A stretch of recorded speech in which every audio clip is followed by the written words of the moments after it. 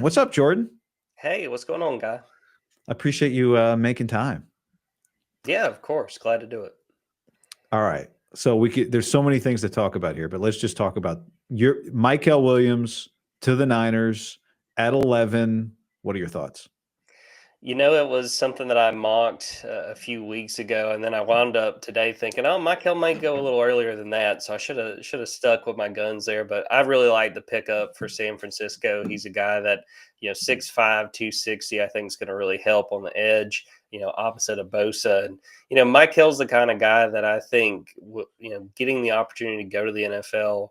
Putting all his time and effort into focusing on the start of his career. I think he's going to have a lot of success. I think it's huge for him to go somewhere and join a guy like Bosa and get to learn from him, get to learn as part of that culture with the 49ers. I think that's fantastic. And I think especially Mykel Williams to me is the kind of guy that, if he went to a team that was a perennial, a team that struggled a lot, it might be hard for him to kind of learn and kind of grow and develop. I love the fit probably as much for Mykel as I do San Francisco. I think he's got a chance to get there and thrive and become a productive player. And I think he's going to be a quarterback's worst nightmare out there in the NFC West.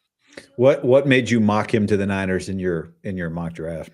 The biggest thing was just knowing what San Francisco was looking for, and I thought that more than likely he would be sort of in that 10 to 15 range. Again, you got to stick to your guns, guy. I learned that lesson with moving him up. I Yeah. thought that the Saints may make a move for him, but I just thought he fits a lot of what they need, what that team needs in San Francisco, and he's a guy that 5-star coming out of high school in Columbus, Georgia. A guy I do think it's kind of funny. He was initially set to go out to California to college. He was a USC commit, winds up staying closer to home and going to Georgia, but he's going to go out west after all, and I think he's got a chance to really thrive there. Were you surprised that he was the first Georgia Bulldog off the board?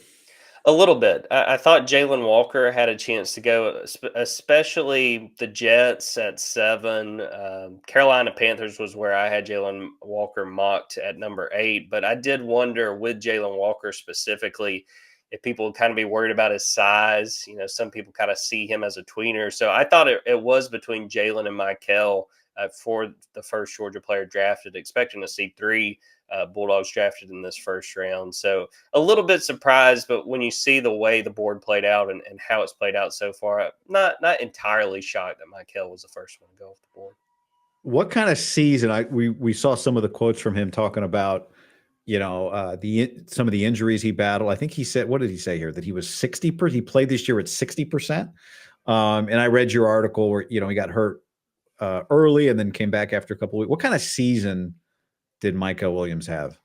It's one where, on one hand, I could understand people saying, what could have been, but at the same time, I look at it as a situation of that Mykel Williams deserves a ton of credit. That he was in a situation where he either could have shut it down for the season or he could have, waited about a month before he came back. He really didn't miss that much time. Had an ankle injury in the season opener against Clemson. I think it was right before halftime, and he battled back. He kept telling the coaches he wanted to be back out there and that he wanted to play for his team, and he did. It was a situation where he didn't miss a whole lot of time, and he didn't. Listening to Kirby Smart after the season, he did not practice very much, and it was a matter of, okay, we got to kind of preserve him because we know he's not 100%. He deserves a ton of credit.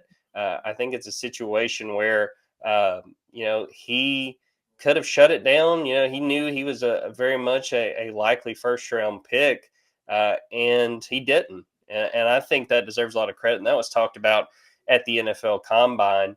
I think a lot of players in Mykel's situation would have shut it down, and he didn't. And I think he deserves a lot of credit for that. I was just making the point. I'm going to Oregon tomorrow for their spring football game. And one thing, when you talk to Dan Lanning, they take so much pride in being a developmental program in a way, right? People who call themselves developmental programs are usually, they get 3 stars and then turn them into like Utah, the Utes, like they're developmental. But Georgia, let's just talk about development on Mykel Williams for a second, because as you said, he came in as a premium prospect. He's only 20 years old, right? That's the beauty of getting a player from Georgia or Bama or Ohio State. Like, these are 5 stars that play right away and then come out after 3 years. So did he fulfill kind of his potential from a developmental standpoint at Georgia? I think you're still muted there, Jordan. Yeah, sorry about that.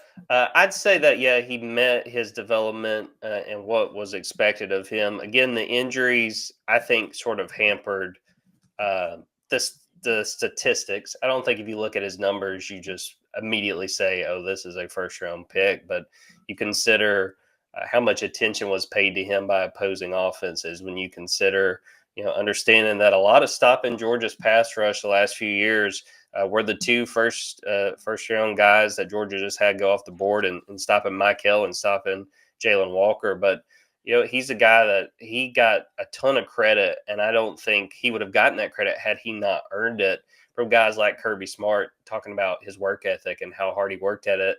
I think about his true freshman year. I mean, this is a guy that was, again, a 5-star. And, you would think sometimes these guys run into situations where they come in and say, "Oh, well, I'm a 5-star. I don't have to work that hard."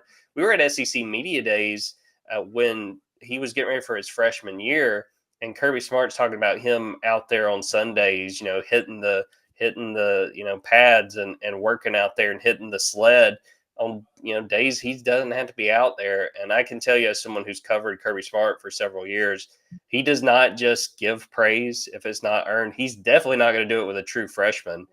I mean, a true freshman really has to impress for Coach Smart to go out there and say something, because he doesn't want to kind of set the stage for that guy to not pan out, or to set the bar too high. I think Mykel came to Georgia with a mission. Injuries got in the way a couple of times, but at the same time, very productive player. And if I'm a 49ers fan, I'm really excited. I think he has a chance to get there. And I do think he'll hit the ground running. I think he's a guy that understands what it's going to take. And I think he's got the work ethic to see it through. The point's been made by some of the Niners beat writers, Matt Barrow specifically, who's covered the Niners for a long time, that that one of the guys the 49ers really trust is Will Muschamp, because he doesn't BS him. I'm sure Kirby does not either. So what was Will's involvement? Is he still on the Georgia? Is he back on the Georgia staff this year? He's sort of taken a back seat, and it's sort of been a question this spring, but he's been around the program enough to have watched Mykel and to have gotten to see him in action. And I think the biggest thing, as big as some of those connections are with someone like Will Muschamp, who's coached for a long time, one thing that I think Kirby Smart deserves a lot of credit for, they pretty much have an open door policy with NFL front offices. They say, if you want to come watch a practice in August, come on. And I do think that, that is to the benefit of these kids when they're coming out and going through the draft. These guys have seen them pass just, we watched them, run the 40 in their underwear in Indianapolis, or we had a few meetings with them. These guys have gotten to watch them on a random Thursday, and are they loafing, or are they really going after it? I think that Kirby and his experience at Alabama, coaching with Nick Saban, I think he's always understood how important that is to have that open door to the NFL, that it's only going to benefit his players. And I have to imagine that, there's people within the 49ers brass who have kept tabs on Mykel for a few years and have probably seen him in those opportunities. Georgia's in a pro day is always very well attended. I'm sure that, San Francisco probably had some folks there as well. But it's really that open door policy. I have to imagine, seeing guys get drafted in the first round, that a lot of scouts have been watching Georgia players for quite a while, because Georgia tries as much as they can to make it easy for them to do that. Yeah. That's what an operation they're running. All right, two more for you. Before another Georgia player gets drafted, Walter Nolan just went from Ole Miss, 16. What would you say his best quality is, and where's the biggest question for Mykel Williams or room for development? I think, just very simply, when he gets in top competition, he shines. I think about, as a true freshman, he went up against Paris Johnson, who wound up being, a top 10 pick. And I mean, he won more than his share of battles as a true freshman, because that was a big question going into that game, Georgia and Ohio State, is okay, Mykel has flashed to this point, but he's about to go against a guy that we all knew at that point was going to be drafted really high. And he got after CJ Stroud. I mean, they got CJ Stroud, and Mykel had at least one sack in that game, performed really well. And then I think about this past season, when they played at Texas going up against Kelvin Banks. And at that point in the season, Mykel had missed time with that ankle injury. And as we know now, was playing, I think he said 60%. And he played really well. And that pass rush was a big reason Georgia won that game 30-15. I mean, they made Quinn Ewers uncomfortable. There was a brief moment where Arch Manning came in that game, and I think they made him even more uncomfortable than they did Quinn Ewers.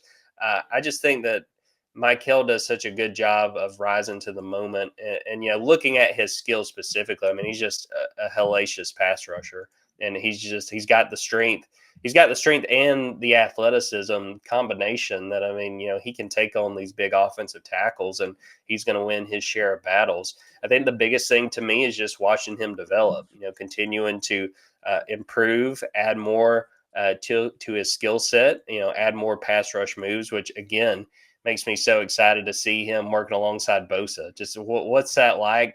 How is he able to learn from somebody like that? I really think just a great landing spot when you think about Mykel specifically in his career. I think he can really blossom in San Francisco. Yeah, not everybody can take what Nick Bosa teaches and put it into application. You have to have a pretty special athleticism skill set. All right, last question for you, Jordan. Is there now, the Niners could use a guard. Tate Rutledge, I don't know if he'll be there at 43. Is there another Georgia Bulldog? Since you predicted Mykel Williams to the Niners once upon a time, is there another Georgia Bulldog that you think makes sense, or somebody else you've seen in the SEC that you like? Couple of guards, Tate Ratledge, who you mentioned, who I think he would be there when San Francisco picked again. And then probably a round later, Dylan Fairchild, another offensive guard who great pass blocker. I think he could do well there. I'll give you a guy that I think I had two Georgia players mocked to San Francisco, and this is a late pick. This is a 7th round pick. But Dan Jackson, a safety at Georgia. Great story. I hope just for the folks covering the 49ers that he lands there because of the story. He's a guy that walked on from a local high school in Gainesville, Georgia, which is about 30 minutes from Athens, where UGA is. Was a guy that just kind of walked on his own whim. It wasn't a situation where the coaches said, hey, come here and you can be a preferred walk-on. He was going to be in school at Georgia and said, hey, let me give this a shot. Wow. Winds up playing a decent bit on their first national title team in 2021, continues to play the years that follow. And last season, he was fantastic back there with Malachi Starks. Now, he's not a guy that was invited to the NFL Combine. He's a guy that a lot of Georgia fans have kind of reached out to and sort of, this is their guy during this draft process. They want to see someone give him a chance.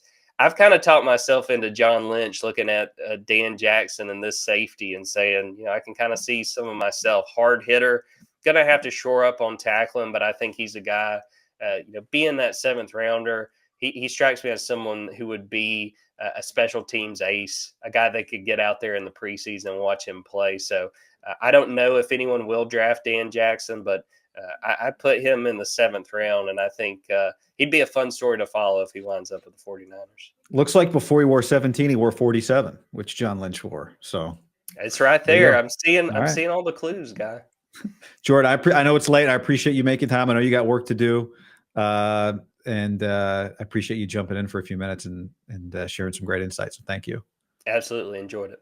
All right, great. Jordan Hill, 247 Sports, covers the Dogs. That's the Georgia Bulldogs.